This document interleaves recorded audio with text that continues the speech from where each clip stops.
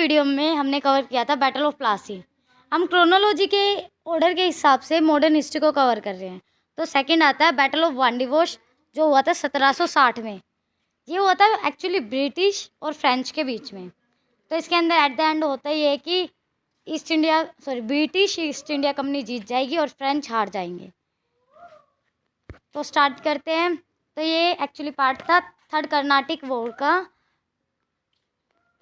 इसके अंदर ये था कि दोनों कंपनीज क्या चाह रही थी, अपनी सुप्रीमेसी बनाना चाह रही थी। कहाँ? साउथ इंडिया के अंदर। दोनों को चाहिए था कि साउथ इंडिया पे किसका कंट्रोल हो, हमारा।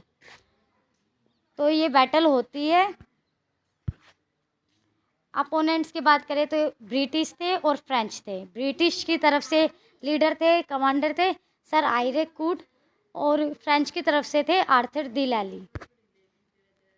होते ये कि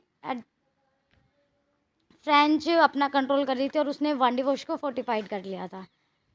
ब्रिटिश की तरफ से आइजैक कूट आते हैं। फ्रेंच आर्मी स्ट्रॉन्ग थी, पर ब्रिटिश आर्मी स्ट्रॉन्ग के साथ साथ ज़्यादा डिसिप्लिन थी, और एट द एंड फ्रेंच हार जाते हैं। और ब्रिटिश का साथ लोकल रूलर्स भी दे रहे थे। रिजल्ट निकल के क्या आता है कि ईस्ट इंडिया कंपनी जीत जाएगी और फ्रेंच आर्मी हार जाती है, और लैली को कैप्चर कर लिया जाता है।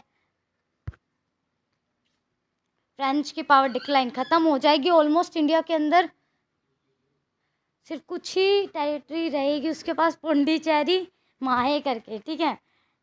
ब्रिटिश की सुप्रीमेसी बनेगी।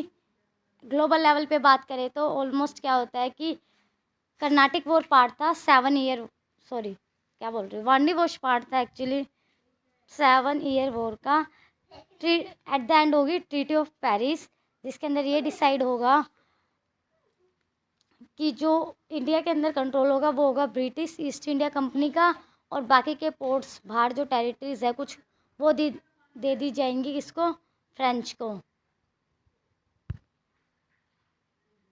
तो ब्रिटिश ईस्ट इंडिया कंपनी की पावर बढ़ चुकी थी। अब होता क्या है, पिछली वीडियो में कवर किया था बैटल ऑफ प्लासी 1757 में हुआ था, जिसके अंदर सिराज को हटाकर मीर जाफ़र को इंस्टॉल किया गया। फिर मीर जाफ़र भी एज अ पपेट रूलर काम नहीं कर रहा था, तो मीर कासिम को। और नेक्स्ट होगी बैटल ऑफ बक्सर, जिसमें मीर कासिम को भी हटा दिया जाएगा। अगर आप लोगों को वीडियो अच्छी लग रही है तो सब्सक्राइब कीजिएगा।